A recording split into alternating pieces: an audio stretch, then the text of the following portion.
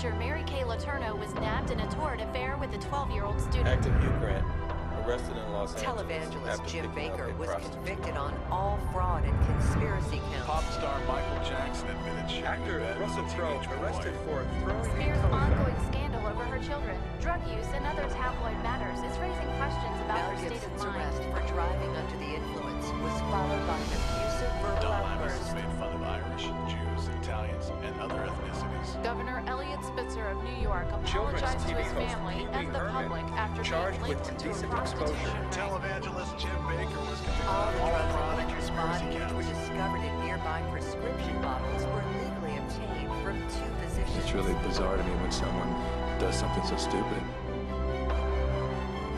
I don't get it. I don't get it. I don't get it. I don't get it.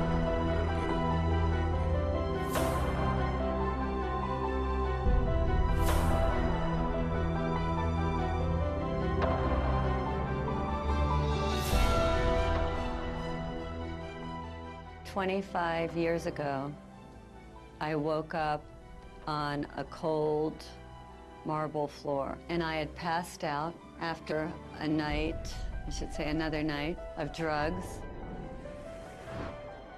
But something had shifted, and I knew that if I didn't make a dramatic change in my life, that I was going to die. And I called my mother and I said, I need to go back into treatment. And I had already been in treatment 3 or 4 times. All these other times, I left. On day 10, I started to feel great. I'm drug-free. I'm not like any of these people. I'm out of here. And I would pack up my little bag, put my little arrogant suit on, and march myself out of treatment, and I was free. I was going to make it to the other side. By day 6 or 7, I'd be on the phone looking for my drugs and end up right back in rehab. So instead of running away this time, I went into the bathroom and I got down on my hands and knees and I started begging, please, relieve me of this pain. Grant me the serenity to accept the things I cannot change. I cannot change my desire to leave. And in that moment, on that floor, something happened to me. Something that was like magic. It was mind-blowing to me. Because all of a sudden, after a few minutes, I knew I could stay one more day. How could I go from terrified and my mind going a million miles a minute to this place of complete peace? I walked out of there on day 28, knowing that there was something that I had to find out about.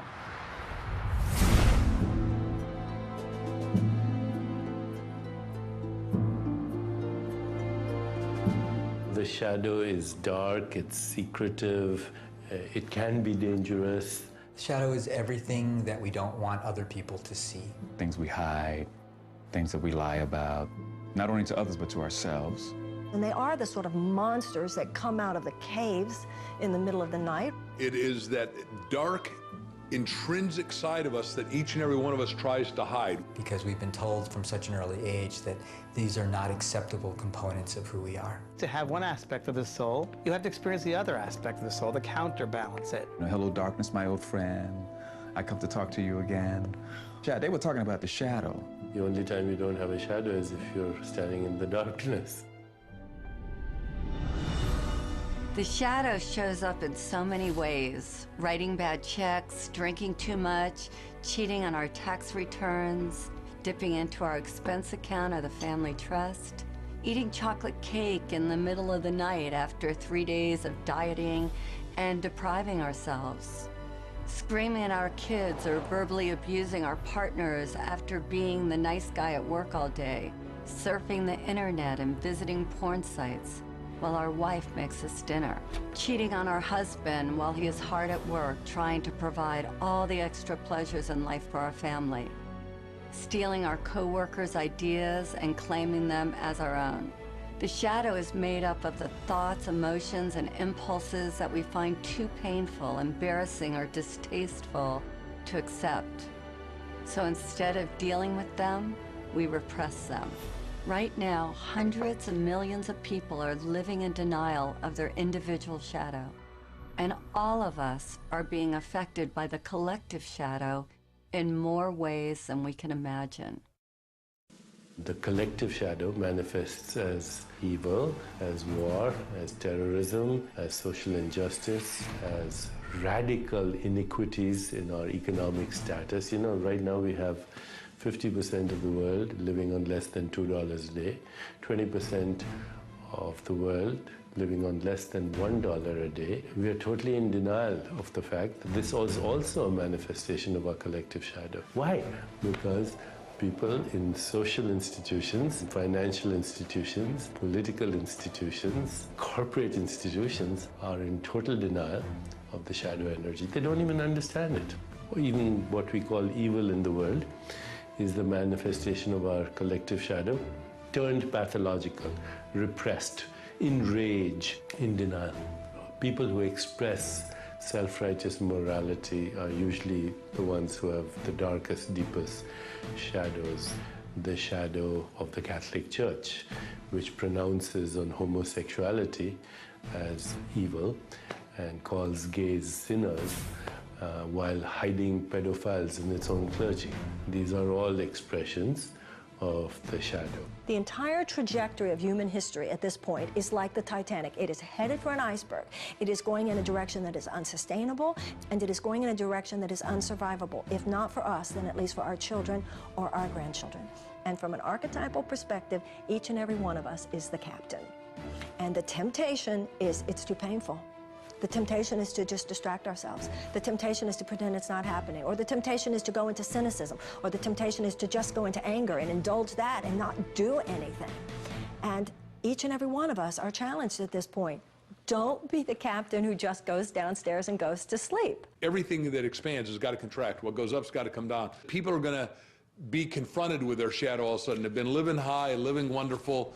Everything's been exorbitantly exuding, and now suddenly there's going to be a contractive phase. And if you haven't met yourself, if you haven't done your self-work, if you haven't been on the inside and done some exploration and cleaned up, you know, cleaned your house and detoxed it, you're going to be in trouble.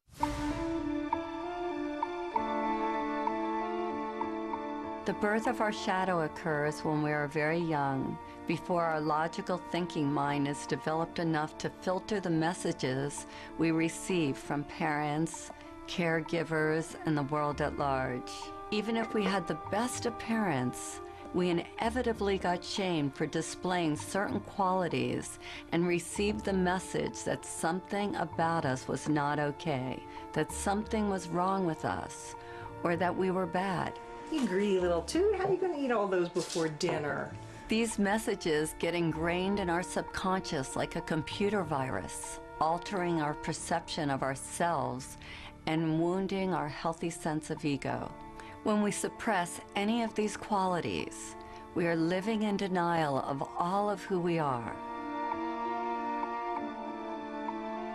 And of course, it's different based upon our environment. If you're raised in a family of blue-collar workers, and you declare that you want to play the piano or you want to become an artist, that artistic quality will be negatively received, and you may end up having to suppress that. On the other hand, if you're raised in a family of artists and intellectuals and you declare that you want to start working on construction or you want to be really athletic, that may also be perceived of as negative.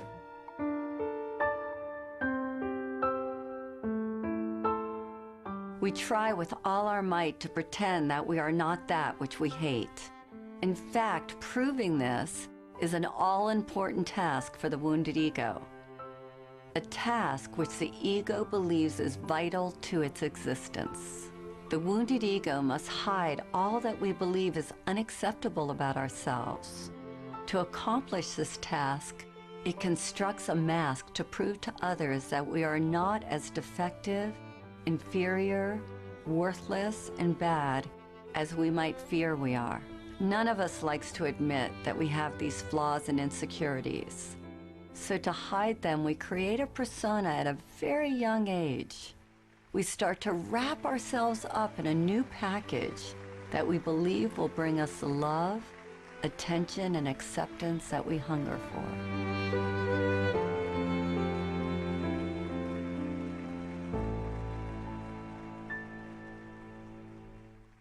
We create personas so that we can belong.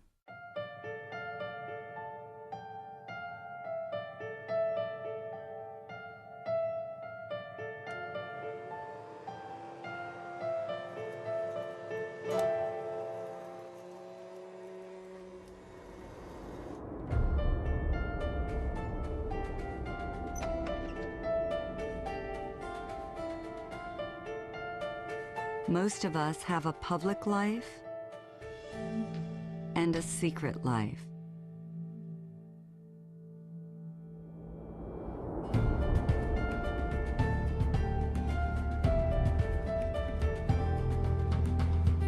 We work hard to feel good about ourselves, and a moment later, we do something to sabotage those good feelings.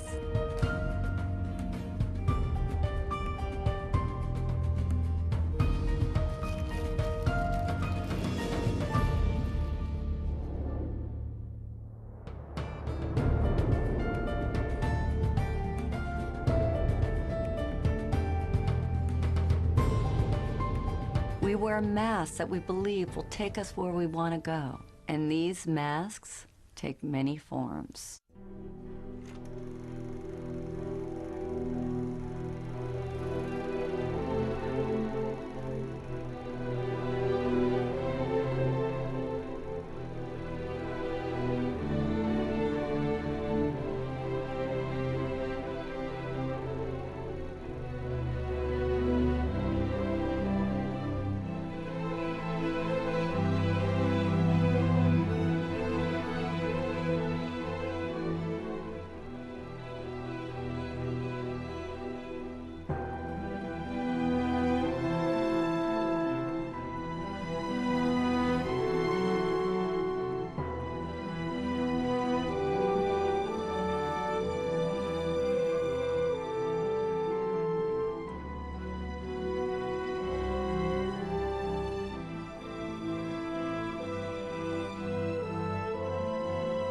Which one do you wear?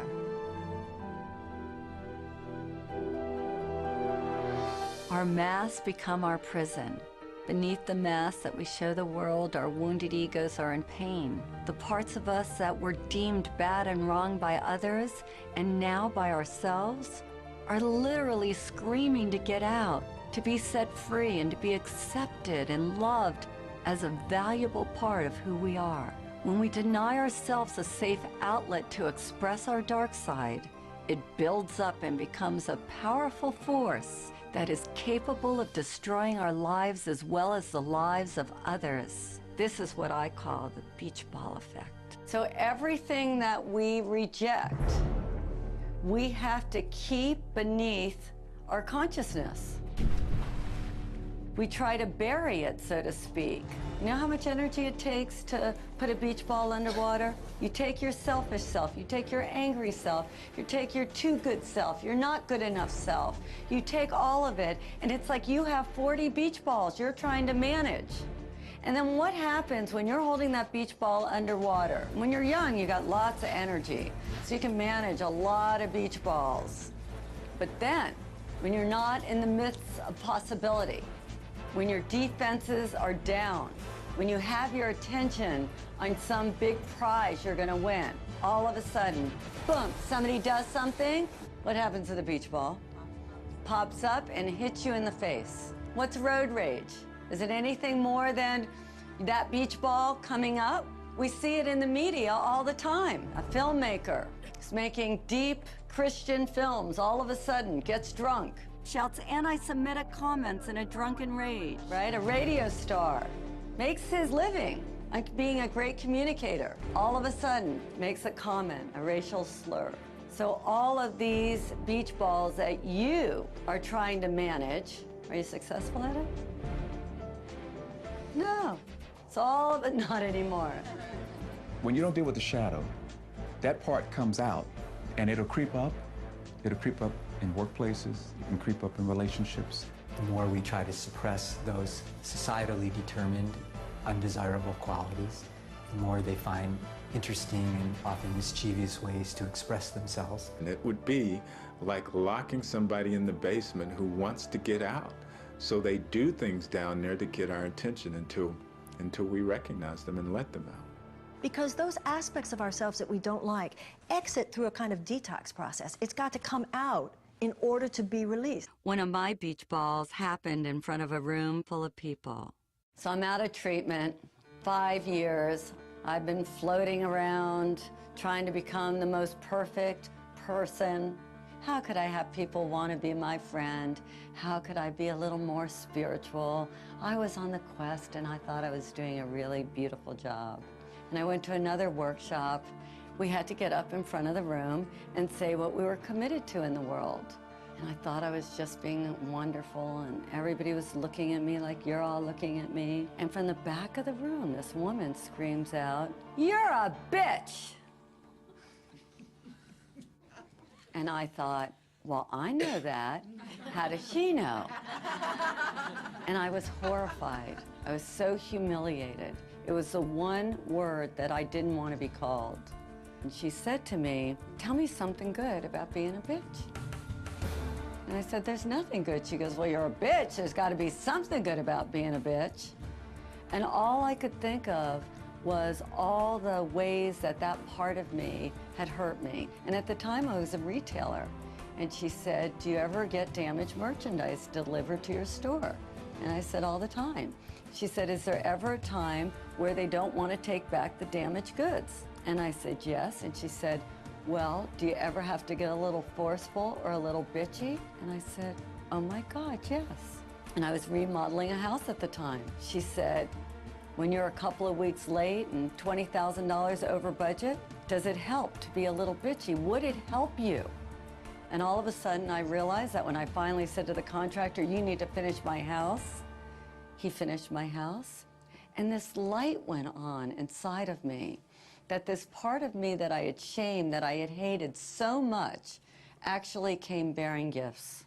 She said, "Either you're going to use it or it's going to use you." And that was a life-changing moment for me.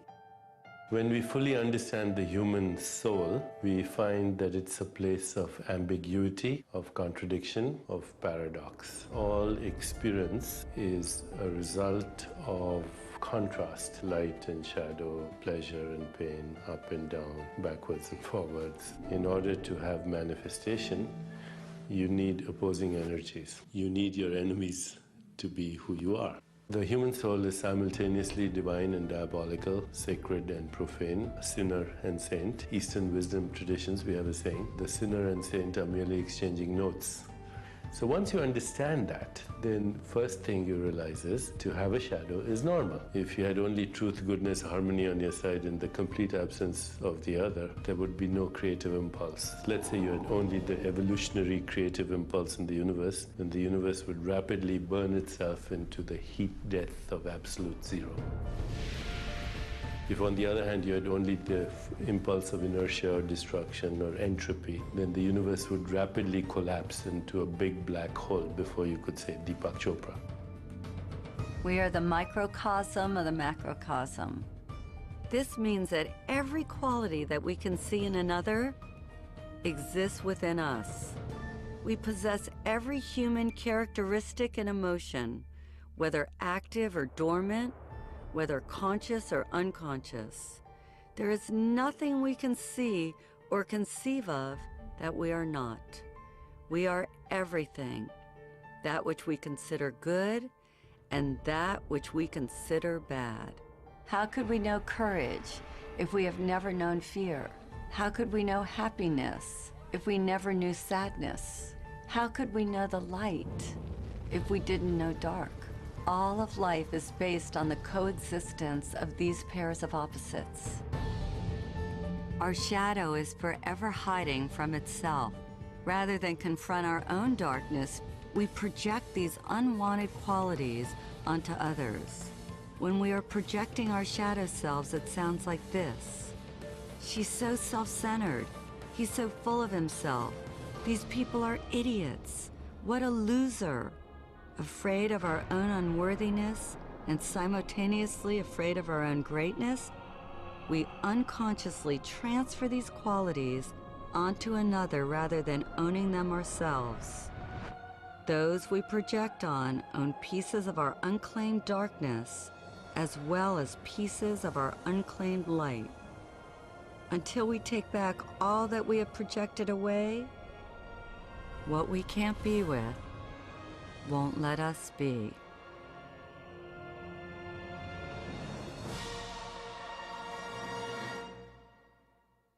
One of the most frequently asked questions I get is, how do you know if you're projecting? If it's your stuff or theirs? I think it was best said by revered philosopher and psychologist Ken Wilber. He says that if a person or thing in our environment informs us, if we receive what is happening as information, a point of interest, we probably aren't projecting. On the other hand, if it affects us, we're pointing our fingers, judging if we're plugged in, chances are that we are a victim of our own projections. Think of someone from your own life who disgusts, annoys, or repulses you, and think of the qualities about them that you most hate. Now imagine this person standing right in front of you, and I want you to put your hand out, point your finger at them, and say, "You're an idiot," or "You're a know-it-all," or "You're selfish." Now stop where you are. Keep your finger pointing at them, and now notice that one finger is pointing at them, and where are the other 3 fingers pointing? Back at you. This is the phenomenon of projection. Instead of acknowledging the qualities within us that we dislike, we project them onto someone else. We project them onto our mothers, our kids, our friends, or even better, some famous public figure who we have never even met.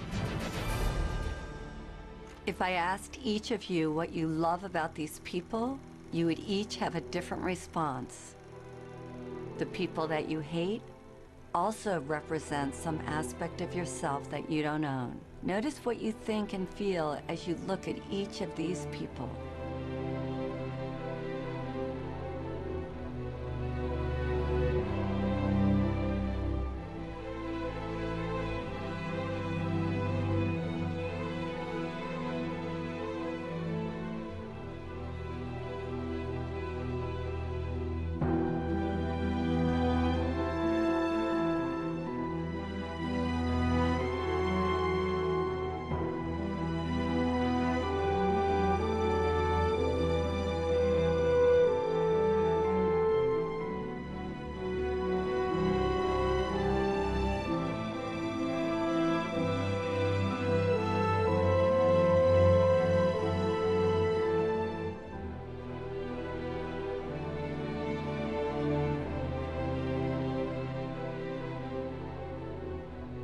Whatever we judge or condemn in another is ultimately a disowned or rejected part of ourselves.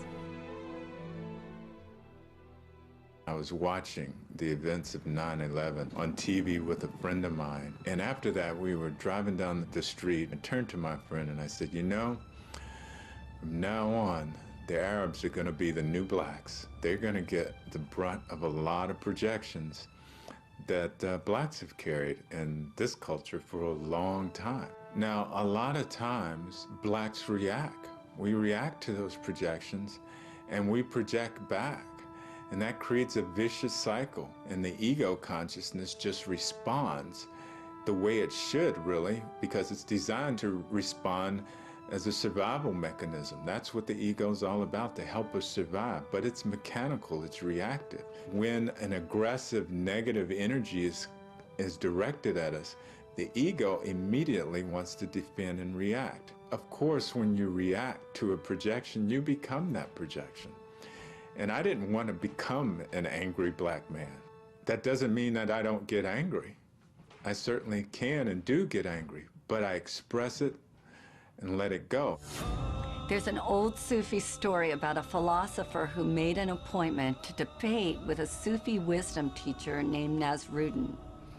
When the philosopher arrived at his appointment, he found Nasruddin away from his home. Infuriated, the philosopher picked up a piece of chalk and wrote "stupid oaf" on Nasrudin's gate. When Nasrudin got home and saw this, he rushed right over to the philosopher's house. "I had forgotten that you were to call, and I'm sorry I missed our appointment," he said. "But I remembered it the minute I saw that you had written your name on my gate." The great Swiss psychologist Carl Jung, who coined the word shadow and shadow work, said, "That is the shadow, the person we'd rather not be." Rush Limbaugh hated drug addicts, and then it was revealed that he was one himself. Reverend Ted Haggard railed against homosexuals and was later caught in a drug and male prostitute scandal. A powerful example of projection at play is that of the ex-governor of New York, Eliot Spitzer. As a public official, Spitzer worked tirelessly to rid the streets of prostitution rings. Ultimately, he wound up getting busted for having a relationship with a call girl, which ruined his reputation and his political future. If we look at this through the eyes of the shadow, I would suggest that sometime long ago, probably as a young man, he had the impulse to sleep with a hooker. Since this wasn't politically or socially acceptable, he buried this impulse deep inside, only to be brought down by this very unconscious urge. It's fascinating to see that he tried to destroy the temptation in the outer world because unconsciously he knew that the real danger lurked in his inner world. This is why we want to deal with the shadow. Rather than trying to convince you that you're not all those negative things and encouraging you to think a good thought, shadow work urges you to get in there and to be with what you are resisting, because what you resist will persist. If you don't deal with your shadow, it will deal with you.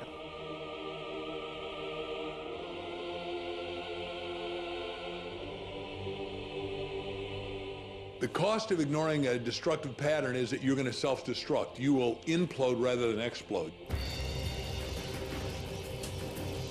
You know, my training is as a neurologist, so I've spent well over 3 decades studying how the nervous system organizes this information. And it's really quite interesting when you look at the fact that really, even though we think of having one brain, we actually have 3 different brains. We have this very primitive brain, which some people call the reptilian brain. And if you look at a reptile or look at a crocodile, it really just has 2 responses, on or off.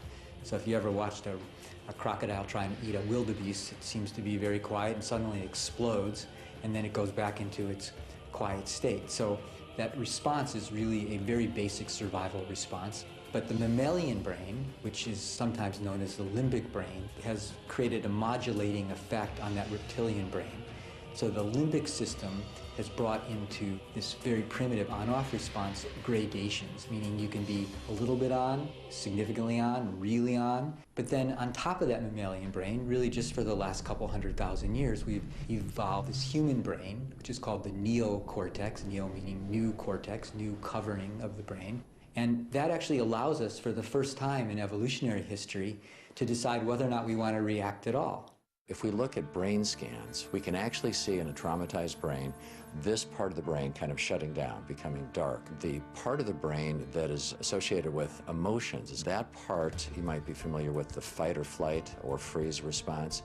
The amygdala, which is the fear processing center in this part of the brain, really becomes bright. So what happens is trauma changes brain functioning, and then that triggers changes in stress hormones in the body, which are not a good thing. It's crucial to be able to recognize and express any kind of pain. Without that, it stays with us, it lodges in the body, and it causes us to react, to live unconsciously. The unresolved issues that people have in their bodies, their emotions, has an absolute direct correlation with their physical bodies, their health and their well-being, their expression of wellness overall. They think that their health is somehow separate from their emotions. They are intimately connected. Obesity, diabetes, heart disease, and cancer, they're all the result, significantly, of chronic, unprocessed, inflammatory molecules that have their correlates in the psychological world of chronic, unprocessed emotions and experiences. Every single one of those conditions is a byproduct of our stress levels. It affects our health intimately. Most people are aware that what they eat and what they drink affect their toxicity levels. What they don't realize is that what they think and the emotions that they've built up over years are really the most toxic. The ways that people have dealt with this traditionally and historically are inadequate. My patients are in overwhelm.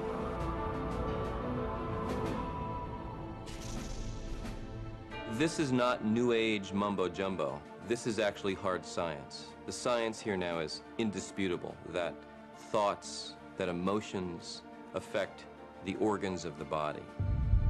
We have to be mindful with every single thought that we have every single day.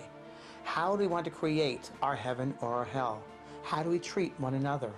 Because we are the source of everything within us. There is a poem by Rumi called The Guest House, which in many ways describes the human journey. This being human is a guest house.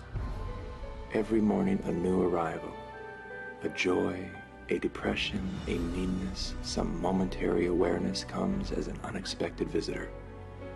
Welcome and entertain them all. Even if they are a crowd of sorrows who violently sweep your house empty of its furniture, still treat each guest honorably. He may be clearing you out for some new delight. The dark thought, the shame, the malice, meet them at the door laughing and invite them in. Be grateful for whoever comes, because each has been sent as a guide from beyond. Repressing our anger may seem like a good solution, but pretty soon we run out of places to hide. Divorce, stress at work, financial trouble or tension within our families provoke the shadow until finally it erupts. The ancient Vedic text known as the Bhagavad Gita states that man should discover his own reality, not thwart himself, for he has himself as his only friend or as his only enemy. But if he rejects his own reality, the self will war against him.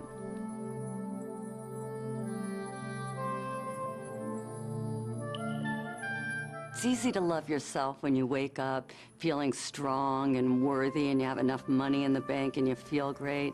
But how do you love yourself when you feel broke or when you've been hurt or abused? And that sets up the conflict, which as we get older, those wonderful forces that we've locked up in our shadow are rattling the cages. And sometimes if we're distracted, they sneak out and we think, and the people around us think, what were we thinking? And the answer is we weren't thinking. When repressed, the shadow can look like this.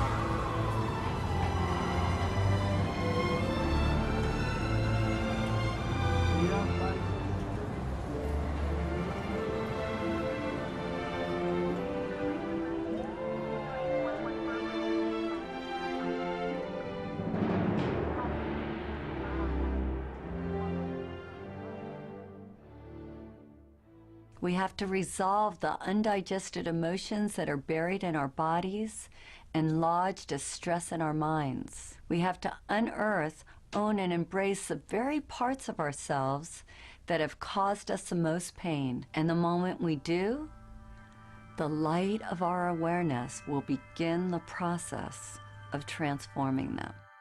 We think we're alone. We think we're different. We feel isolated or abandoned. And then when we come together, we find out that we all go through traumas, that to be human is to be challenged, and that everyone has gone through some trauma. And if we're courageous, we see that there is gold to be mined in every experience.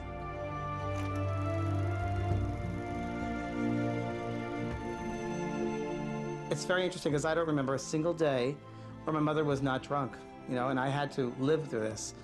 And I didn't understand it. Very, very confused by it all. Why is this happening? Why is this happening? Who are you? Because as she would drink and as she became into that space, I knew I didn't know her. And I just wished she was dead. I said, I wish you were dead. Wish you were dead. I want the pain out of my life, Because you don't belong here. Whoever you are, this intoxicated person, and as a child looking at this, because my father wasn't there either, I had to figure this out. But all I did was wish she was dead, right? Well, not until 30, 40 years later, after she had passed over, she lived many, many years after that, and after getting involved in this work, I realized that that was indeed one of the most incredible blessings of my life. I learned from that situation about compassion, and I learned about forgiveness. And that's a pretty big one to have to learn about forgiveness.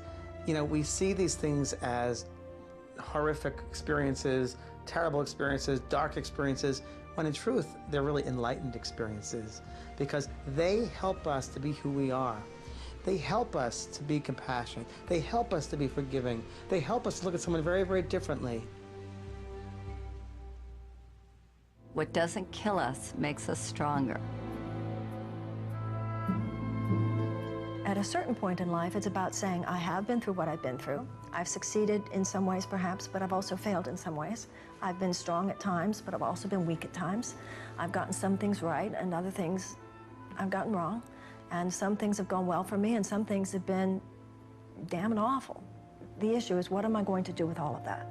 Two people can go through the exact same situation on an external level, but internally, they do two completely different things with it. That's why we read incredible stories about people who went through the Holocaust or people who were victims of genocide, and yet they survived. And yet they go on to live extraordinary lives. And then you meet other people who went through a fraction of that in terms of an internal trauma, but they stay stuck in it forever. We begin to ask ourselves, what am I getting from staying stuck there?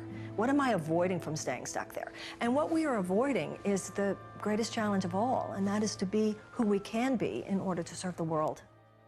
I asked a few people to share their own shadow stories. Some of them are complete, others are ongoing. All of them are portraits of a fearless commitment to transformation.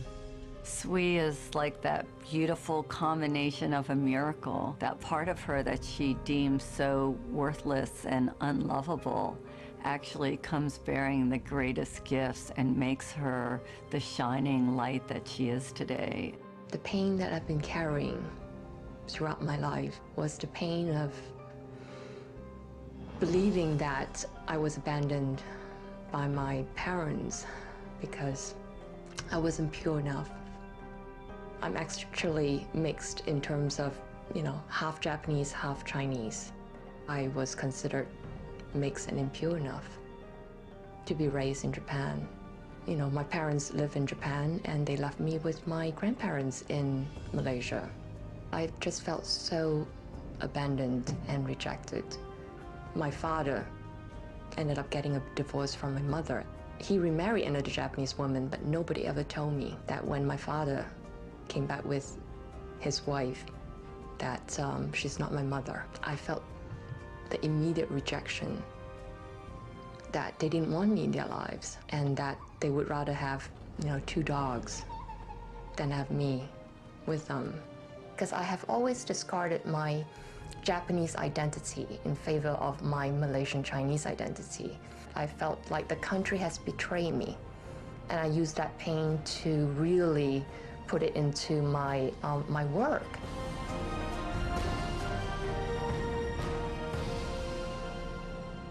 I heard the project was in trouble in Japan, And I volunteered to go to Japan to fix this problem because I know that I could do it. That one day I stepped into Tokyo and I just felt that this is where I need to be to really discover and explore the Japanese half of me. In less than 3 years, I created a business from $40 million to over $200 million in a country dominated by men. You know, never heard of a half Japanese, half Chinese woman being a business leader in a big US telecom world. So I couldn't be the leader I am today without going through the emotions and the pain that I went through my whole life. If we look deeper, we will see that we all have a divine recipe.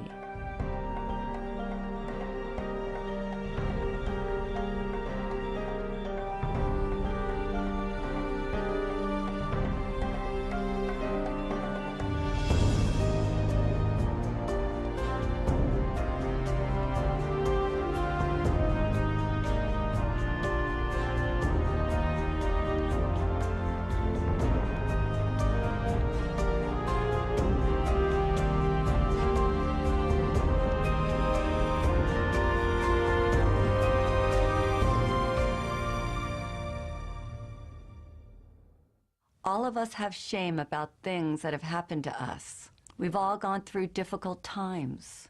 We address these issues so we can quiet our minds, heal our bodies, and get closer to our heart's desires.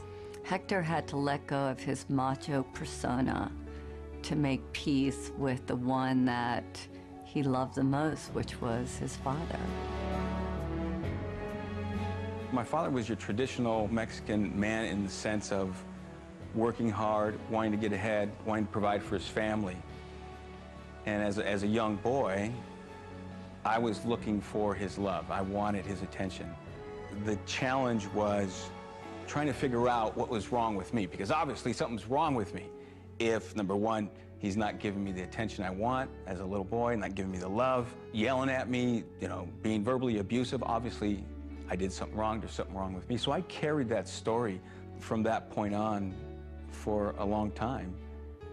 And I realized he probably wasn't going to do it the way I wanted. He probably wasn't going to tell me what I wanted when I was a little boy. Mi hijo te quiero, te adoro, I love you, son. I did some personal growth work. I went inside, looked at the shame, the guilt, the pain. I went through that, I healed that. And I was able to have that forgiveness with my dad and let that go. I wasn't going to tell him I love you for him.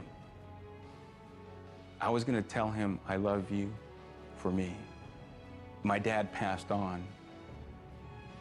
And I'm really grateful that I listened to that inner voice that said, you know, go ahead and tell your dad that you love him. Do it for yourself. Dr. Edie Eger is one of the most beautiful, divine women on the planet today. And she survived the worst circumstances, something that most of us can't even ever imagine. May 22nd, 1944, when I arrived in Auschwitz, there was chaos. My father was separated from us, and my sister and I facing Dr. Mengele. I didn't know who he was until later. And he pointed to my mom to go to the left, and my sister and I to the right. I asked the inmate, when will I see my mother? And she pointed at the chimney, and fire was coming out of the chimney. And she said, you better talk about your mother in past tense. She's burning there.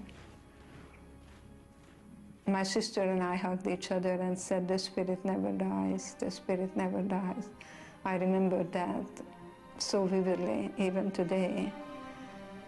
In Auschwitz, we didn't know when we took a shower whether water is going to come out or gas. And then there were others who ran into the barbed wires. They got electrocuted. And that night, Dr. Mengele came to the barracks and wanted to be entertained. And my friends who knew that I was a very talented gymnast, and so they volunteered me, and I ended up dancing for Dr. Mengele. I closed my eyes, and the music was Tchaikovsky, and I was dancing in Budapest, the Romeo and Juliet. I completely dissociated, and we had choices. I chose to look at the guards, that they were more in prison than I was. I remember they took my blood about twice a week, and I asked, why are you taking my blood? And the man said, I'm taking your blood to aid the German soldiers so we can win the war. I said to myself, I was a pacifist, I was a ballerina, I bet with my blood you're never gonna win the war. So I created a part in me that I was able to still be in charge of and not allowing anything what happened externally to murder my spirit. I remember I said, if I survive today, then tomorrow I'll be free.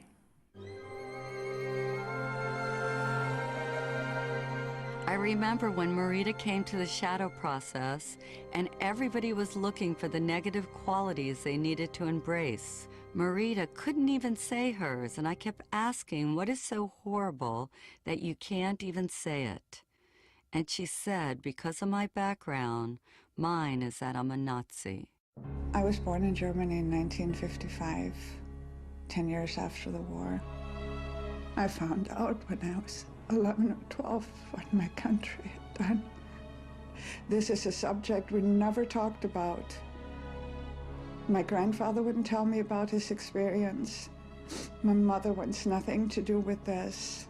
I'm not the only German that holds this and lives this and hides this. And I found many ways to sabotage myself from ever tasting power or success, because you know, Hitler was successful to coming to power, and that power was horribly abused.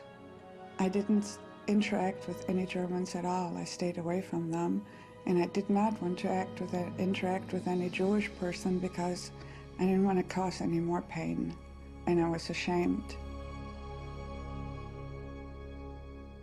Samya was willing to shine light on the darkness and willing to take back her own projections for the good of all humanity. In 2006, when Israel bombed Lebanon, at the time I was trying to evacuate members of my family and try to bring them over to the US, and there were no news. You needed to figure out how to reach to them. I became so angry again, because here is my family and the bombing. One day I was watching TV, I saw girls crying, little girls. I saw they were Lebanese girls.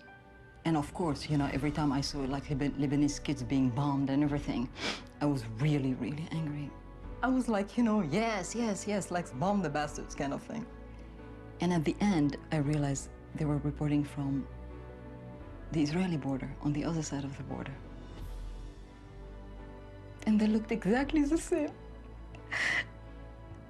as the Lebanese girl that were killed on the other side of the border. And I saw the pain. And that day I made a commitment to myself that I will no longer tolerate that kind of cruelty, irrespective of which side of the border it's happening. Now, I'm not saying that if you and I rise up to become the people that we are capable of being, that we will rid this planet of war in our lifetime. But I believe with all my heart, we will achieve enough this lifetime that humanity will go in that direction. It's embracing authentically who you are and not being ashamed of it. There's nothing to be ashamed of, because everybody has a shadow. If somebody doesn't, they must be pathological. When I'm leading the shadow process, it feels like my own journey has come full circle. I've been very judgmental over the years. I was having some really dark dreams about you last night. They're all true. When we embrace our totality, we experience freedom. My heart feels as big as my body. It's no longer like little anymore. It's like, it's me. And embrace it with love. Love, because that's what we're here for, to give and receive love. Can't even believe that's you, Margaret. I figured out who you were. I remember. If I hadn't faced my darkness, I never would have found my light.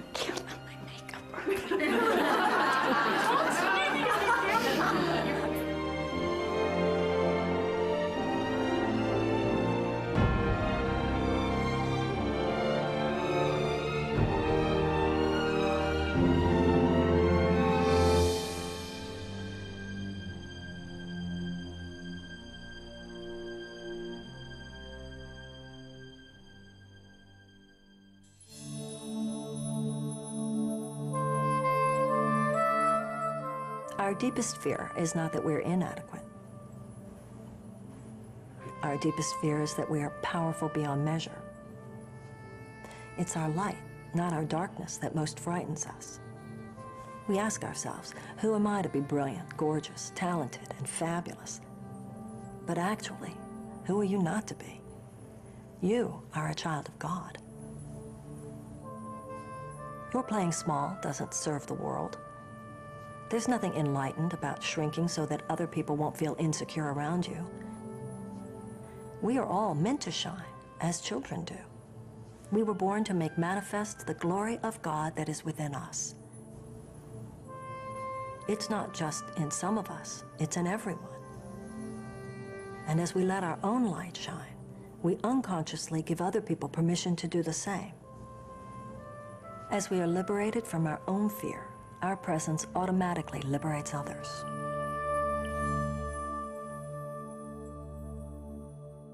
Consider the story of the Golden Buddha. In 1957, a monastery in Thailand was being relocated and a group of monks was put in charge of moving a giant clay Buddha. In the midst of the move, one of the monks noticed a crack in the Buddha. Concerned about damaging the idol, the monks decided to wait a day before continuing with their task. Later on, one of the monks came to check on the giant statue. He shined his flashlight over the entire Buddha, and when he reached the crack, he saw something reflected back at him. His curiosity aroused, the monk got a hammer and a chisel and began chipping away at the clay Buddha. As he knocked off piece after piece of clay, the Buddha got brighter and brighter. After hours of work, the monk looked up in amazement to see standing before him a huge solid gold Buddha. Historians believe the Buddha had been covered with clay by Thai monks several hundred years earlier before an attack by the Burmese army. They covered the Buddha to protect it. In the attack, all the monks were killed. So it wasn't until 1957 that the great treasure was discovered. Like the Buddha, our outer shell protects us from the world. Our real treasure is hidden within. We human beings unconsciously hide our inner gold under a layer of clay. All we need to do to uncover our gold is to have the courage to chip away at our outer shell, piece by piece.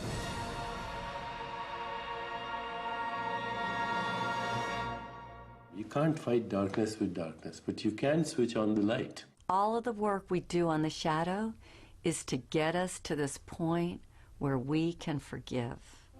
To do forgiveness, we put blindfolds on to make it safe for people to share their deepest secrets.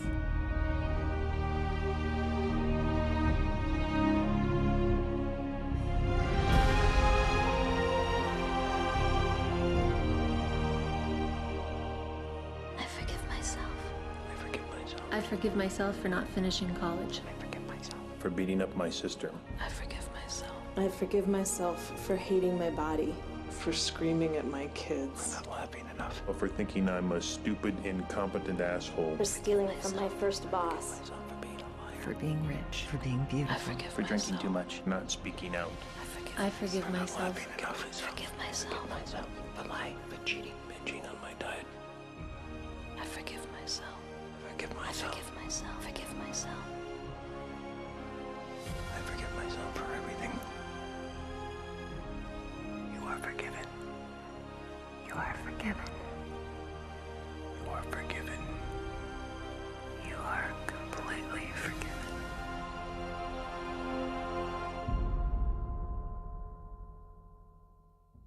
think a lot of people are very afraid of their shadow. They don't even want to consider that they have one. Brent is one of the holiest men that I know, and he is so spiritually evolved because he uses the pain of his past to be the greatest expression of himself today.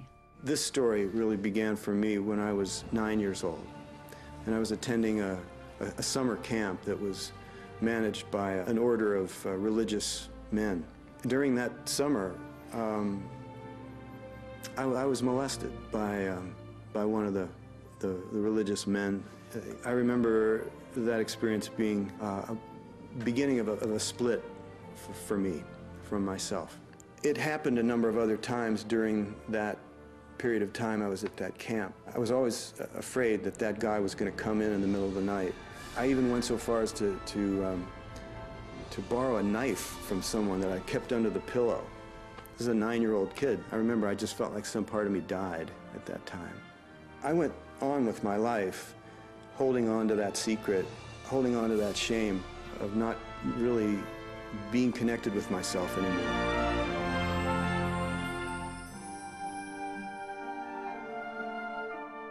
The difference between forgiving and condoning. Forgiving is seeing the true heart of another person. It's beyond all the action. In holding anybody to blame, we limit our own love.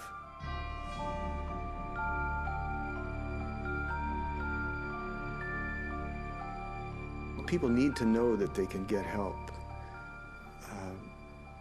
that they don't have to carry their shame alone, that they don't have to live in a secret, and that there are people that are holding the light for them, that are willing to see them as they are through the shadow.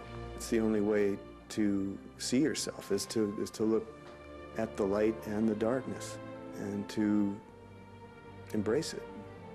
I use that analogy of being like a drowning person, where someone's holding your head underwater, and at some point you realize that you have to be the one that fights your way back to the surface. What happened to me as a child has given me a real depth of compassion, which I'm so grateful for, because it's so clear to me when I work with people how they're suffering, how they're hiding. And it's been the greatest gift of my life that I'm in a position where I can honor people in that way.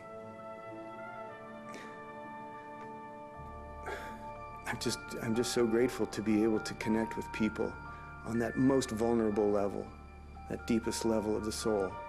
I regained my faith because I asked for it. Forgiveness doesn't happen in your head until it happens in your heart. My mom was walking downtown Beirut with the young Israelis, and she turns to my dad, and her mother had been killed by the Israelis. She goes, "Mustafa, these are young soldiers, don't they have a mother?" And if she can forgive, who are we not to forgive? Well, you can't move on if you don't forgive. The train stops if you don't forgive. And mostly, you got to forgive yourself for taking whatever happened to you too deep, to a deep place that it shut you down. The universe will deal with that person's karma. You don't have to worry that if you, quote unquote, forgive them, that they're going to somehow live an undeserved, wonderful life. Each and every one of us needs to work full-time on self-forgiveness. Our motivation to forgive is increased when we understand why it's so important. It's not just to make their day better, it's to free you. And forgiveness is the hallway between the past and the future. The future expression of who we are as a planet, as our country in America, depends on the people that grow up, that become the next presidents, that become the next politicians, economists. We want to make a difference. We want to somehow get it right, to feel like we did, or at least we tried to do what we came here to do. That is the gold that is being mined today. But that's because the world is growing. We're entering a new age. That's what's going on. That's why we're talking about this. You are a force of love. You are made from love. And love is the most forceful energy you could ever have. Accept that energy. Accept who you are. Accept your inheritance, if you will. You're the total being of love, and don't waste a minute of it.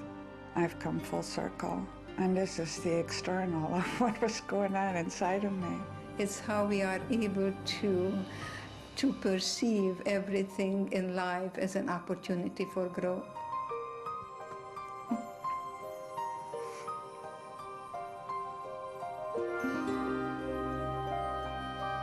I got married, I have 3 children and 5 grandchildren and 1 great-grandson, and that's the best revenge to Hitler. You are here. You and I are here, yes.